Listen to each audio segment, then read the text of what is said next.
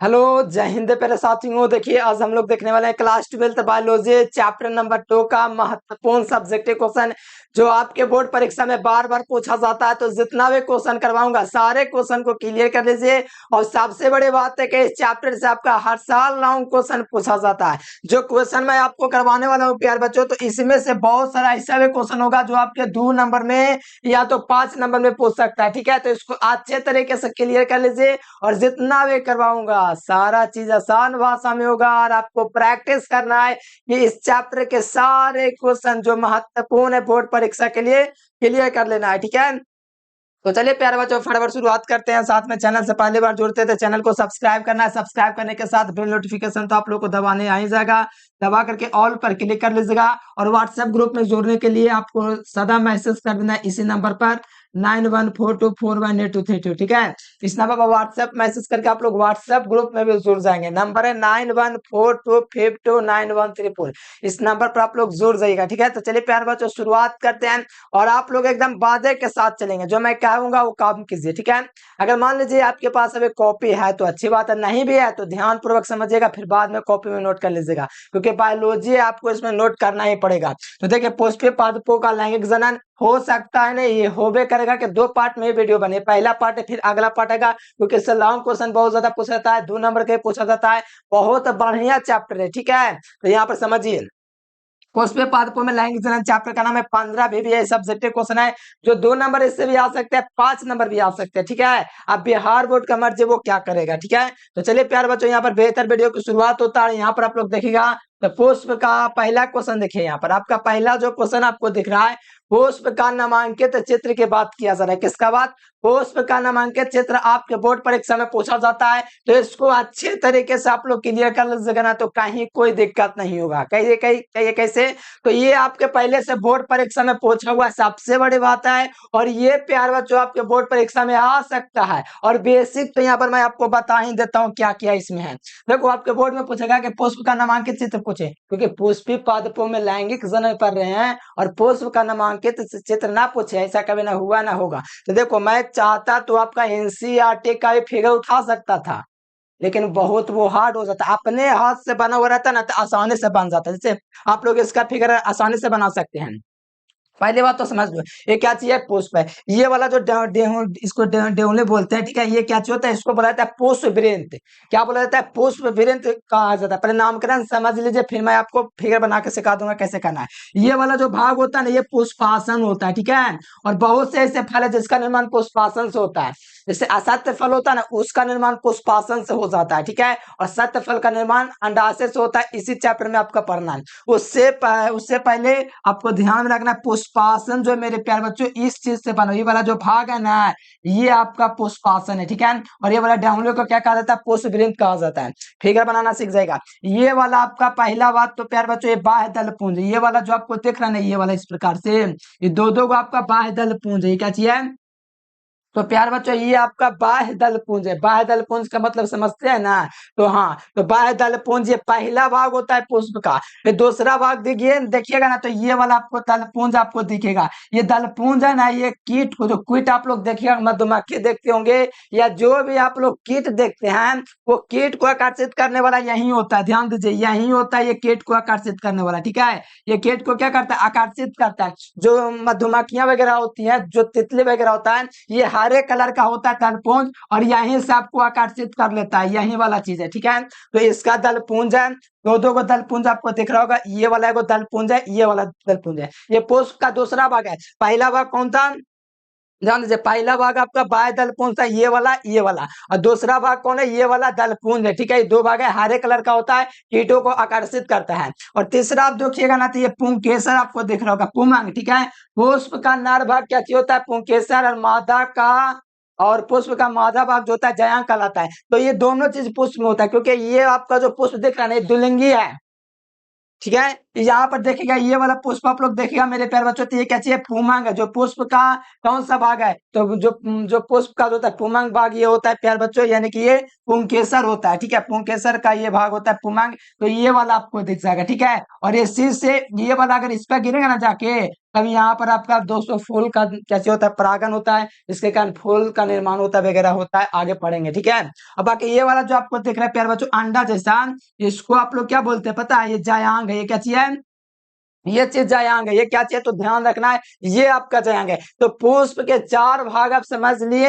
अब फिगर आपको कैसे बनाना है, आप तो ध्यान दीजिए। देखिए, फिगर बनाने के लिए आपको कुछ नहीं करना है। सबसे पहले तो आपको इस प्रकार से एक डायग्राम आपको सभी बच्चा बच्चा के बनावे आएगा। इस प्रकार से पेड़ बचपन से पढ़े हैं। ठीक है, फिर यहाँ से आपको इस प्रकार से थोड़ा करना है, इस प्रकार से करना है। इतना काम करने के बाद कुछ इस प्रकार से आपको कर लेना है। ठीक है, इस प्रकार से करने आ जाएगा ना, बस।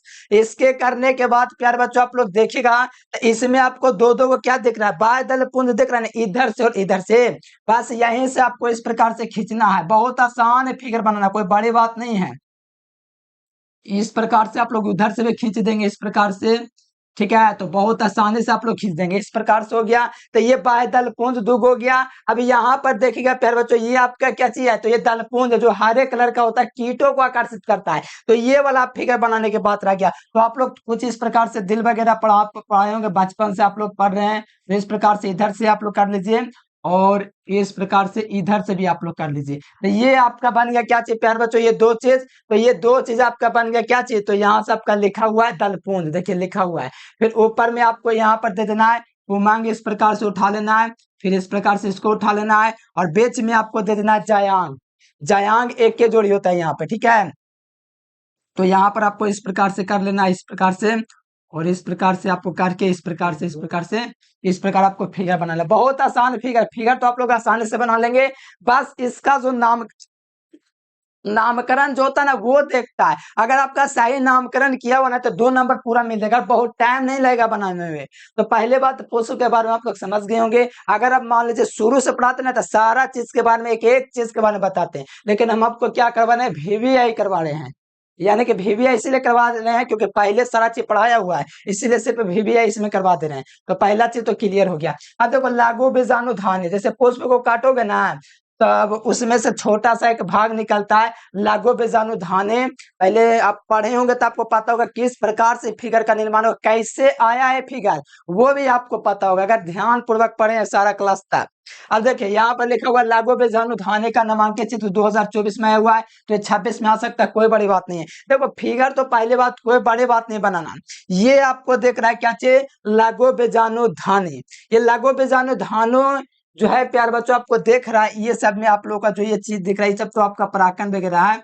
तो यहाँ पर थोड़ा ध्यान दीजिए। तो ये बाहरी जो परत होता है उसको हम लोग बोलते हैं बाह्य स्तर। कैसे बनाना फिगर सारा चीज बताऊंगा। ये बाह्य स्तर है। ये वाला जो हरा कलर में आपको देख रहा है ना, ये वाला स्तर मध्य स्तर कहलाता है। कौन सा स्तर? मध्य स्तर। और जो ये वाला जो भाग दिखाता है प्यार बच्चों, जो कि कहीं मतलब कि कहीं केंद्रों से इस प्रकार से बना रहता है, ये होता है टेपिटम। जो इसको जो होता है ना, सर्दी जुकाम, ये सब से जो होता है, गर्मी ठंडा, ये सब से ये परागकण को सुरक्षित रख के रहता है।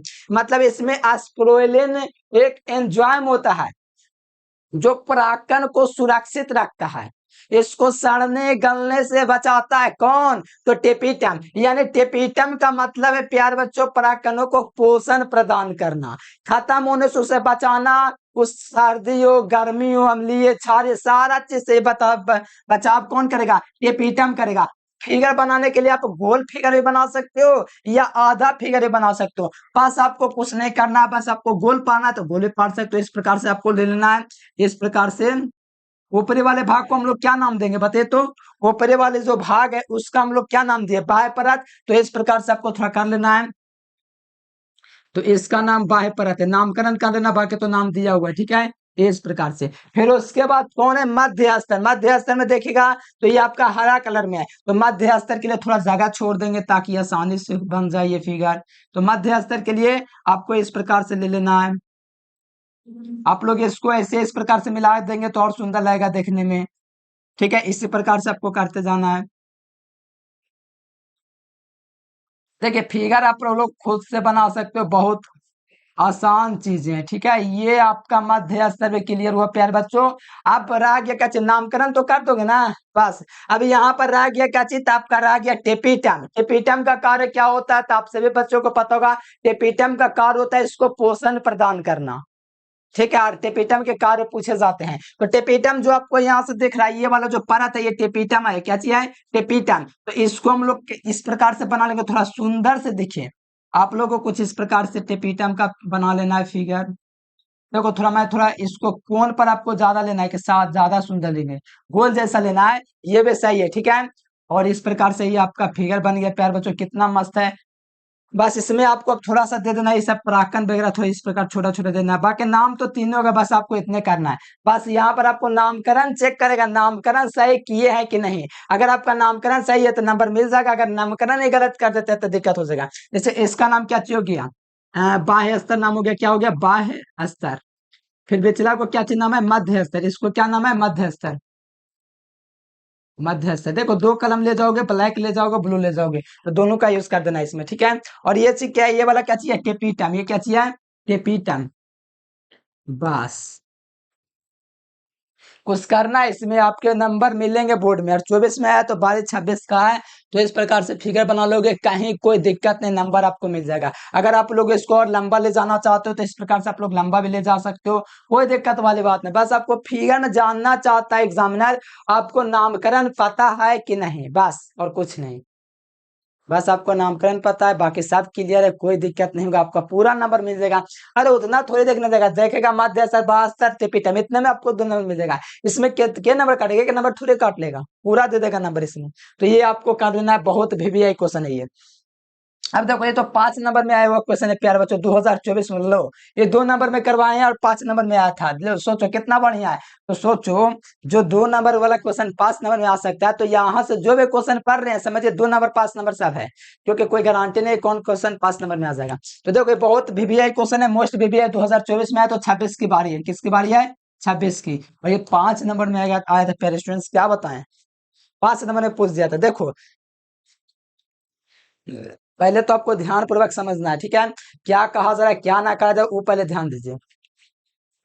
ये पहले आपको देख रहे होगे, पहले तो ये वाला तो थोड़ा बाद में भी आएगा तो चलेगा, क्योंकि ये वाला आपको दिख रहा है ना, ये प्यार बच्चों भ्रूणकोष है, जो कि अब हम अभी हम आपको नहीं पढ़ाए हैं, आगे पढ़ाएंगे इसी चैप्टर में। ये क्या चाहिए, भ्रूणकोष है। इसके बारे में तो आप लोग नहीं जानते, थोड़ा दिक्कत हो सकता है, लेकिन फिर भी आसान है। इस चैप्टर को अगला पार्ट देखेगा तो उसमें और बढ़िया से समझ में आ जाएगा भ्रूणकोष के बारे में, ठीक है। तो पहले समझिए द्विनिषेचन नाम पड़ा क्यों। द्विनिषेचन का मतलब 2 बार निषेचन, द्विनिषेचन का मतलब 2 बार निषेचन, यानी कि 2 बार निषेचन के बाद। अच्छा ये 2 बार निषेचन करना, हाँ प्यारेलाल 2 बार, इसमें 2 बार निषेचन होता है। पहले समझो क्या है क्या ना है, जो पहले ध्यान से सुनो। पराग नालिका में आपको कि पराग नालिका क्या है, प्यारेलाल टेंशन काले ले रहे, पराग नालिका का मतलब समझा देते हैं। इस प्रकार से पराग नालिका होता है, ये पराग नालिका होता है। इसमें मान लीजिए क्या आएगा, तो इसमें जो भी युग्मक आएगा प्यारे बच्चों इसके अंदर से जाएगा। मतलब ये मान लो पराग नालिका है, ये वाला आपको दिख रहा है ना, ये मान लो पराग नालिका है, ठीक है। आपको दिख रहा होगा, थोड़ा जूम करने का ही फंक्शन यूट्यूब में, तो जूम करके देख सकते हैं इसको। तो इसमें देखिए 2 गो आपको मिल रहा है युग्मक आ रहा है ना, तो ध्यान दीजिएगा। पराग नालिका में 2 नर केंद्रक होता है। देखिए पराग नालिका में क्या होता है, नर केंद्रक है, बताइए तो। यहाँ पर 2 गो आपको दिख रहा है, दिख रहा है, देखिए तो ध्यान पूर्वक देखिए इसको, थोड़ा जूम कीजिए क्वालिटी बढ़ा के। इसमें 2 गो आपको दिख रहा है, 2 गो आपको प्रज्ञालिका में 2 केंद्रक दिख रहा है, नर केंद्रक, तो हाँ तो ध्यान रखना है। तो ये नर केंद्रक ना नर युग्मक की तरह कार्य करता है। प्रज्ञालिका जो है मेरे प्यारे ले लो, ये प्रज्ञालिका, इसके अंदर जो नर युग्मक दे, नर जो आपका केंद्रक है प्यारे बच्चों, नर केंद्रक, ये नर युग्मक की तरह कार्य करता है। क्या करता है, नर युग्मक मतलब पुरुष युग्मक की तरह कार्य करता है। तथा भ्रूणकोश में पहुंचने के बाद, भ्रूणकोश कौन है यहाँ पर, भ्रूणकोश ये है, थोड़ा मैं बताया तो भ्रूणकोश की संरचना कुछ इस प्रकार से होती है। ऊपर में आपका 6 गो कोशिका होता है, ध्यान दीजिएगा, सॉरी 3 गो ऊपर होता है और 3 गो नीचे आपका होता है, और बीच में 2 गो होता है। 8 गो टोटल हुआ ना, इस प्रकार संरचना होता है, 3 गो ऊपर 3 गो नीचे और बीच में 2 गो, ठीक है, कोई दिक्कत नहीं। ये होता है क्या चीज, भ्रूणकोश। क्या होता है, भ्रूणकोश। टेंशन नहीं लो, सारा चीज पढ़ाएंगे। तो इतना मान के चलो भ्रूणकोश है, इसमें 8 गो कोशिका है। तो ध्यान दो, प्रज्ञालिका में दोनों नर केंद्रक, यानी कि नर केंद्रक दो को दिख रहा है ना आपको, हाँ, तो नर केंद्रक नर युग्मक की तरह कार्य करते हैं। क्या कहता है? नर युग्मक की तरह कार्य करते हैं तथा भ्रूण कोश में पहुंचने के बाद, ये भ्रूण कोश में पहुंचेगा ना, ध्यान दो, यहाँ पर थोड़ा जूम करो, क्वालिटी बढ़ाओ, यहाँ से देख लो, इस प्रकार से पहुंचते पहुंचते पहुंचते देखो यहाँ तक पहुंच गए। यहाँ पर आपको दिख रहा है दो बिंदु, दोनों यहाँ पहुंच गया। फिर यहाँ पहुंचने के बाद अंदर भ्रूणकोश में प्रवेश करता है ना, तो एक सहायक, ये जो होता है ना, एक ये वाला बीच में होता है, जिसको हम लोग बोलते हैं क्या चीज, इसको हम लोग बीच वालों को बोलते हैं द्वितीय केंद्रक। दो गो आपको यहाँ पर मिल रहा है युग्मक के प्यार बच्चों, दो नर केंद्रक, दो नर युग्मक की तरह कार्य कर रहा है। तो इसमें से जो होता है दो गो आपका इधर वाला कोशिका को, इसके पास तीन गो ना नीचे में, दो गो बीच में, और यहाँ पर तीन गो, तो किनारे किनारे वाला को हम लोग बोलते हैं सहायक कोशिका। क्या चीज बोलते हैं? सहायक कोशिका। और एक बीच में होता है जिसको हम लोग बोलते हैं प्यारे बच्चों अंड कोशिका। ये बीच में आपको दिख रहा है ना, देखो मैं थोड़ा समझा देता हूँ। यहाँ पर तीन गो कोशिका होता है, तो जो बीच में कोशिका होता है ना, उसको बोला जाता है क्या चीज प्यारे लाल? तो आपको याद रखना, अंड कोशिका। क्या नाम रहता है? अंड कोशिका। दो गो जो नर युग्मक है ना, एक अंड कोशिका से क्रिया कर लेता है। किसको? एक बार नर, एक बार आपका प्यारे बच्चों अंड कोशिका से क्रिया कर लेता है, एक जो है द्वितीय केंद्रक से। यहाँ पर दो गो केंद्रक है, दिख रहा है यहाँ पर दो गो केंद्रक, इसमें दो गो केंद्रक होता है, इससे क्रिया कर लेता है और यहाँ पर दो बार निषेचन हो जाता है। एक अंड कोशिका के साथ निषेचन हो जाता है, एक द्वितीय केंद्रक के साथ निषेचन हो जाता है। देखो बात को समझो, अगर ये पहली बार चैप्टर पढ़ो तो थोड़ा दिक्कत हो सकता है, लेकिन बहुत आसान है। पहली बार पढ़ो तो ध्यान पूर्वक पूरा देखो, पार्ट 1 पार्ट 2 एकदम 100% गारंटी लिख के रखता हूं कि आपको पूरा 100% समझ में आ जाएगा। आप पहली बात तो यहाँ पर आप भ्रूणकोश के बारे में नहीं पढ़े, इसलिए थोड़ा दिक्कत हो सकता है इस फिगर में, लेकिन आप प्रयास करोगे ना तो आपका जीत पक्का है। तो यहाँ पर ध्यान दोगे तो यहाँ पर भ्रूणकोश के बारे में थोड़ा देर पहले मैंने बताया, भ्रूणकोश की संरचना कुछ इस प्रकार से होती है। ऊपर में 3 कोशिका होता है, इसको बोला जाता है ऊपर में 3 कोशिका, और नीचे में 2 कोशिका, और बीच में 2 कोशिका, और नीचे में 3 कोशिका होता है। अभी इसके बाद आवेगा इस संरचना, इसको बोला जाता है भ्रूणकोश। 8 कोश की यही पूछा हुआ है 2 नंबर में 2020 में, कि 5 नंबर में, ध्यान में 5 नंबर में शायद आया है। तो इसका फिगर पूछा जा रहा है। इधर इधर वाला का नाम दोनों को होता है सहायक कोशिका, 20 वाला का नाम होता है अंड कोशिका। इसको बोला जाता है द्वितीय केंद्रक, उसको बोला जाता है प्रतिव्याप्त कोशिका। क्या बोला जाता है? प्रतिव्याप्त कोशिका। और ये मोस्ट वीवीआई टॉपिक है आपके बोर्ड में आने वाला क्वेश्चन, ठीक है। तो यहाँ से आपका इस प्रकार से प्रवेश करेगा नर युग्मक दोनों, तो ये वाला से एक बार वो क्रिया करेगा तो क्या बना देगा? त्रिगुणित बन जाएगा ना। एगो यहाँ से प्रवेश करेगा प्यार बच्चों, दो गो आपका जोड़ा युग्मकान, तो एगो इसको से क्रिया करके त्रिगुणित बना लेगा। क्या चीज बना लेगा? 3n, जिसे भ्रूणकोश कहेंगे। और एक गो जो यहाँ पर बचा ना आपका प्यारेलाल, कौन बचा हुआ? एगो अंडकोश का, इससे क्रिया करके भ्रूण बना लेगा। जो भ्रूण का मतलब समझते ना, बच्चा नहीं है कि नहीं समझेंगे, भ्रूण का निर्माण कर लेगा। तो यहीं से यहाँ पर काम इसका हो जाता है, ठीक है। तो यहाँ पर इस प्रकार से यहाँ पर बन जाता है। ये क्या हो गया? ठीक है ना प्यारे स्टूडेंट, तो बात को समझिए, काफी आसान चीजें हैं जो मैं आपको पढ़ा रहा हूँ, ठीक है। तो कहीं कोई दिक्कत ना होगा, बस मेहनत से पढ़ने के लिए तैयार है तो तबाही तो आप ही लोग मचाएंगे, और कौन मचाएगा तबाही? ठीक है, तो समझ गए होंगे यहाँ पर प्यारे बच्चों आप लोग अच्छे तरीके से। ये क्या हो रहा है? कल में ना काम कर रहा है, ठीक है। तो समझिए ये कितना आसान चीज है, ये पहले समझिए। अब पढ़ लेते हैं परिभाषा। मुझे उम्मीद है आप लोग मेहनत रखें, हमको टाइम भले कितना लग जाए हम समझा कहीं छोड़ते हैं। अभी टाइम बड़े ज्यादा हो रहा है रात के, फिर भी हम आपके लिए वीडियो बना रहे हैं क्योंकि आपके लिए मेहनत कर रहे हैं। लेकिन आप पढ़िएगा नहीं तो किस लिए मेहनत हो रहा है, समझिए थोड़ा।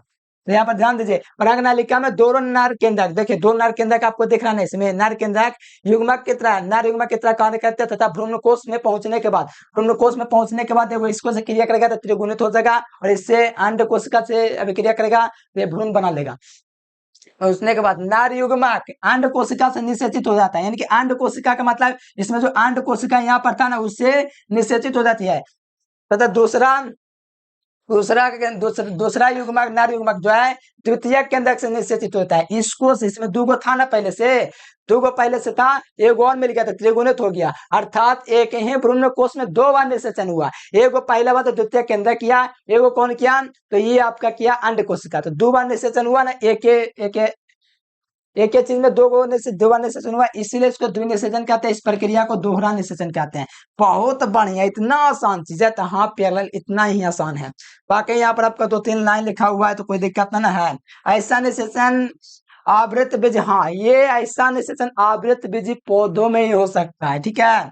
और ये ऐसे पादप में दोहरा निषेचन महत्वपूर्ण भूमिका होता है जिसमें भ्रूणपोष का निर्माण होता है तथा भ्रूण को पोषण मिलता है। हाँ सुनो, भ्रूणपोष पता चलेगा त्रिगुणित होता है और भ्रूण से जिसे हम लोग बोलते हैं अपरा, उसी को ना बोलते हैं प्लेसेंटा, इसी के माध्यम से इसको मिलता है पोषण।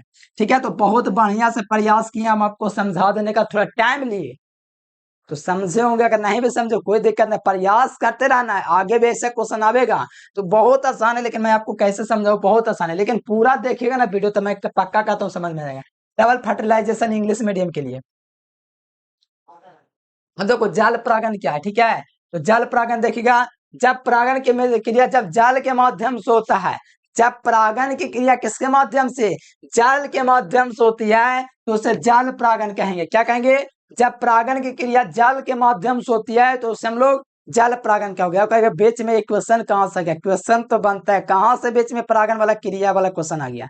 तो सुनो, परागन के लिए इसलिए मैंने इसको उठा लिया क्योंकि बोर्ड में पूछा हुआ है। आगे चल के परागन क्या है, स्वपरागन क्या है, पर परागन क्या है, इसी चैप्टर में पढ़ाऊंगा कल, ठीक है। आज के बाद कल, यानी कि इस वीडियो में मैं आपको पहले जो छोटे छोटे क्वेश्चन है जो मैं पहले करवा दे रहा हूँ, ठीक है। फिर जो लॉन्ग क्वेश्चन है 5 नंबर में आ सकते हैं उसको अलग से वीडियो दे दूंगा। तो यहाँ पर देखिएगा, जब परागन की क्रिया, परागन की क्रिया का मतलब होता है ना युग्मक का क्या चीज मिलाव। जैसे परागन कैसे होता है, परागन यहाँ पे पुष्प की बात किया था ना, तो परागन की क्रिया होता है जैसे नर युग्मक मादा युग्मक मिलता है, बहुत सारा माध्यम है, जल के माध्यम से मिल सकता है, हवा के माध्यम से मिल सकता है, आगे पढ़ाऊंगा वो चीज आपको 100% समझ में आ जाएगी, ठीक है, टेंशन नहीं लेना है। तो जब परागन की क्रिया जल के माध्यम से होता है तो उसे जल परागन कहते हैं। जब परागन की क्रिया जल के माध्यम से होता है तो उसे जल परागन कहते हैं, और हवा के द्वारा परागन की क्रिया होता है तो उसे हवा परागन कहते हैं। और जब चींटी क्या चीज बोलते हैं, कीड़ों के द्वारा जब परागन होता है तो उसको बोलते हैं क्या चीज, कीटों द्वारा परागन या एंटिमोफिली। हवा द्वारा का एनिमोफिली, जल द्वारा का हाइड्रोफिली। तो ध्यान से देखिए, जब परागन क्रिया जल के माध्यम से होते हैं जल परागन कहते हैं। इसका एक सबसे बढ़िया होता है ना बैलिसेनेरिया, बैलिसेनेरिया में जो होता है ना जल के माध्यम से परागन होता है। अब बताओ हमको, पुष्प, पुष्प में किसके द्वारा परागन होता है, तो कहोगे पुष्प में, कमल के पुष्प में होगा जल द्वारा परागन। ऐसे सोचोगे तो आप लोग सोचोगे पहले जल द्वारा कैसे हो सकता है, पुष्प पर कौन बैठता है, कीट, तो कीट द्वारा परागन उसमें होता है, समझे ना। जल में भले वो उग रहा है लेकिन जल द्वारा परागन उसमें नहीं हो रहा है। कमल में, कमल जल में खिलता है, पता है ना, कि आसमान में खिलता है, जल में, तो जल में तो कहोगे जल द्वारा परागन होता है, नहीं। जल में भले खिलता है कमल लेकिन उस पर बैठने वाला सुगंधित लेने वाला कौन है, तो कीट, तो कीट द्वारा परागन उसमें होता है, कीट ना परागन करेगा उसके ले जाकर के। तो समझिए थोड़ा, तो जाल द्वारा परागन की क्रिया को जाल परागन कहते हैं, जैसे पहले सिनेरिया में होता है। और जाल द्वारा परागन के हाइड्रोफिलिक कहते हैं, जैसे हवा द्वारा परागन को एनिमोफिलिक कहते हैं और कीट द्वारा परागन को एंटिमोफिलिक कहते हैं। उसी प्रकार जाल द्वारा परागन को क्या बोलते हैं, हाइड्रोफिलिक। और यही सब वो क्वेश्चन है जो आपके बोर्ड में पूछा जाता है। अच्छे तरीके से क्लियर रखिए, कोई दिक्कत कहीं दिक्कत नहीं हो सकता, ये बात लिख के रखिए। अब देखो आसंग जनन क्या कहलाता है, देखो छोटा छोटा क्वेश्चन जो आपके बोर्ड में आ सकता है पहले वो क्वेश्चन करवा रहे हैं, ये सब आपके बोर्ड में आएगा। तो ध्यान से देखिए, और एक 2 लाइन का आंसर है, ऑब्जेक्टिव में पूछा जाता है ऑप्शन इसका।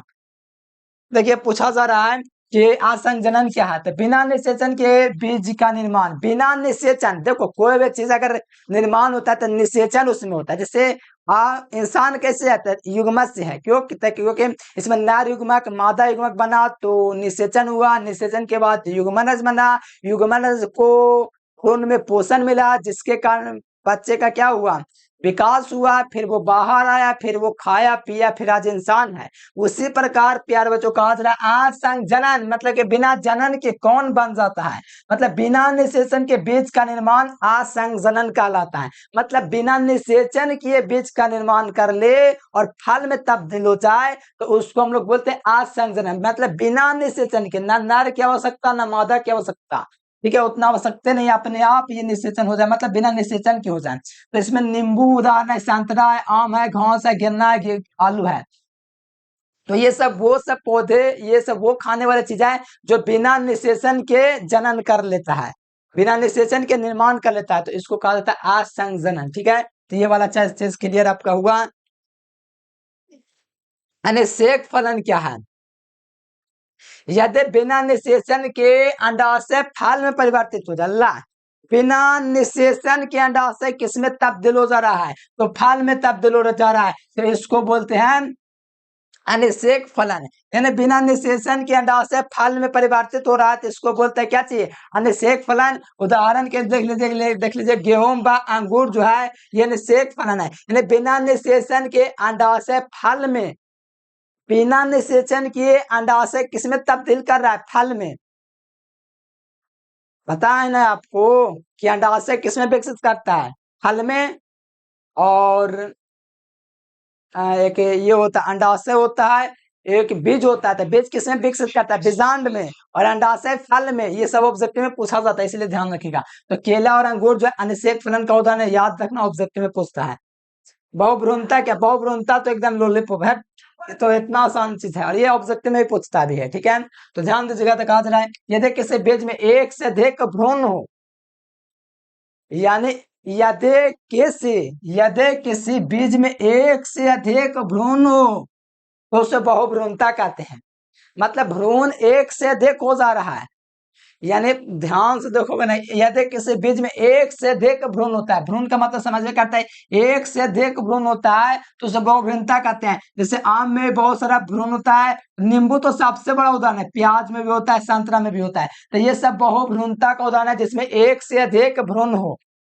भ्रूण का निर्माण अभी थोड़ा देख रहे थे थोड़ी देर पहले, अंड कोशिका निर्माण कर रहा था, नारीकुमक से तब भ्रूण बन रहा था, और द्वितीय कोशिका अभिक्रिया करके भ्रूणपोष त्रिगुणित बना रहा था। तो वैसा ही उसमें भ्रूण जो है बहुत ज्यादा होता है। यानी बहुभ्रूणता का उदाहरण आम हो गया, नींबू हो गया, प्याज हो गया, संतरा हो गया। ध्यान रखिएगा, क्लियर कर लीजिएगा। अगला देख लीजिए, सत्य फल।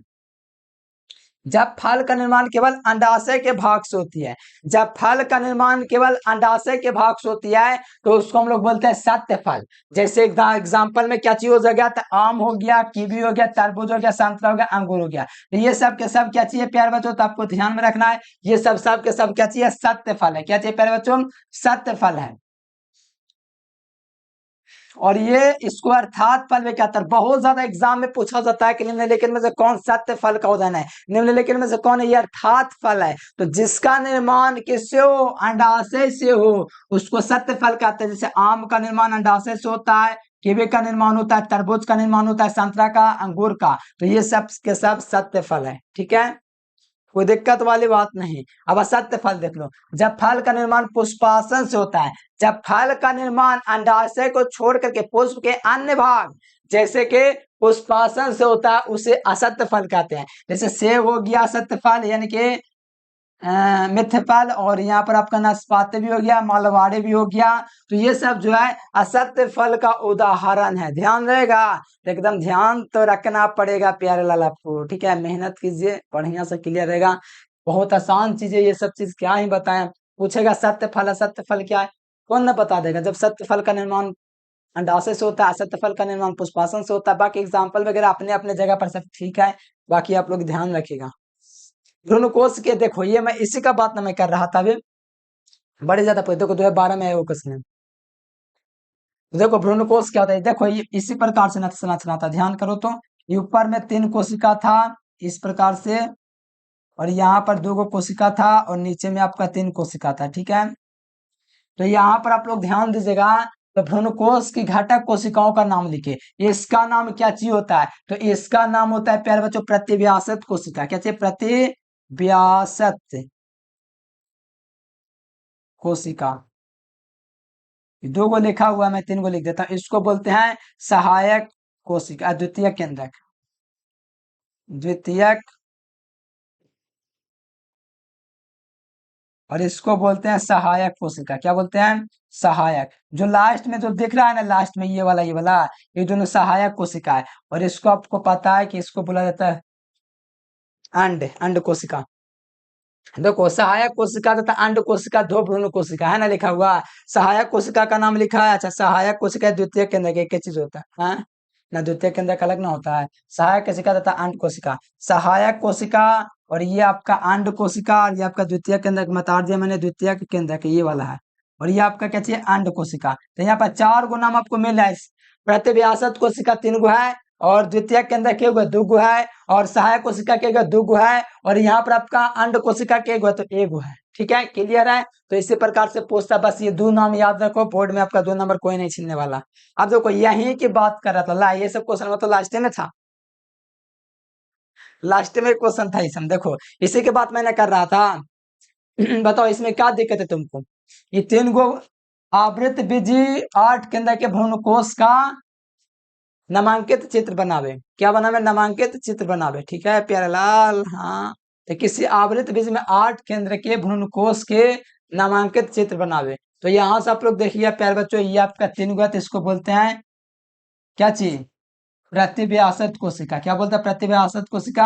यहाँ पर 2 गो है, और एक आपको पता है 2 गो यहाँ से युग्मक के रूप में आया है बाहर से, जो कि यहाँ पर आपका अभिक्रिया कर लिया है। तो यहाँ पर देखिए, तो ध्रुवीय केंद्र की या तो आपको द्वितीय केंद्र के बोलते हैं इसको, और इस सहायक कोशिका जो दोनों दिख रहा है ना, ये वाला ये वाला ये वाला और ये वाला सहायक कोशिका, और बीच में आपका अंड कोशिका, ये आपका भ्रूण है।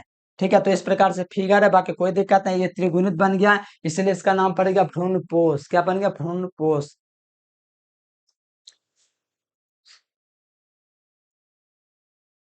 तो इस प्रकार से प्यार बच्चों, अगला क्वेश्चन आप लोग देखिएगा। तो अगला क्वेश्चन तैयार नहीं है, क्योंकि रात भाई ज्यादा हो रहा था, इसलिए मैंने थोड़ा टाइम क्वेश्चन को टाइप कर दिया, जल्दी से पढ़ा दिया। ठीक है, और आपको क्या करना है, व्हाट्सएप ग्रुप में जुड़ जाना। देखिए मैं नंबर थोड़ा दे दे रहा हूँ, इस नंबर पर व्हाट्सएप मैसेज करके आपको जुड़ जाना। और जो विद्यार्थी चैनल से पहली बार जुड़ते हैं, तो चैनल को सब्सक्राइब करके बेल नोटिफिकेशन दबा लेना, और ये पर आपको मैसेज कर देना इस नंबर पर। ठीक है, व्हाट्सएप ग्रुप में जुड़ जाना। आप रोज क्लास कीजिए, सब्जेक्ट का क्लास करने वाले विद्यार्थी तो ऑब्जेक्टिव पक्का कर दोगे, तो करते रहिए, जो नहीं करता उसको समझा दीजिए। बिना सब्जेक्टिव का बढ़िया नंबर आ ही नहीं सकता है। ऑब्जेक्टिव आपका बढ़िया नंबर दिला सकता है, लेकिन सब्जेक्टिव आपको टॉपर दिला सकता है। तो कौन चाहिए आपको, बढ़िया नंबर के टॉपर। तो मेहनत करने के लिए आपको टॉपर बनना था, बढ़िया से एकदम पढ़ लीजिए, बहुत आसान चीजें है। रोज मेहनत कीजिए, कोई कहीं दिक्कत नहीं होगा। जो भी डाउट होता है नीचे कमेंट बॉक्स खुला रहवे करता है, व्हाट्सएप में मैसेज करिए, जो भी दिक्कत होता है हमको बता दीजिए। ठीक है, हम पूरा प्रयास करते हैं कि आपका डाउट ठीक हो और आप बेहतर नंबर से पास हो।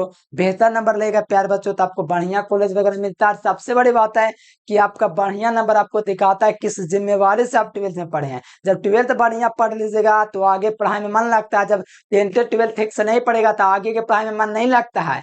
वो लोग चोर हैं जो बोलते हैं कि 10th 12th में नंबर ला के क्या करोगे, वैसे लोग को चोर कहा जाता है। कुछ तो जिंदगी में वो खुद किया नहीं और दूसरों को भी डिमोटिवेट कर रहा है।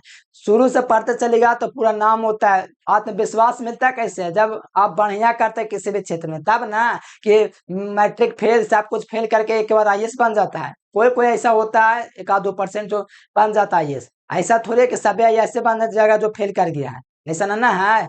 बस तो ध्यान रखिए, दूसरे के बात बनाइए कि नंबर लाने से क्या होगा, उसको पता नहीं है क्या होता, खुद नहीं लाया ना, खुद नहीं ना पढ़ा, इसीलिए ऐसे बोलता है। तो चलिए प्यार बच्चों, आज के लिए फिलहाल इतना है। Thanks for watching this video. जय हिंद, वंदे मातरम।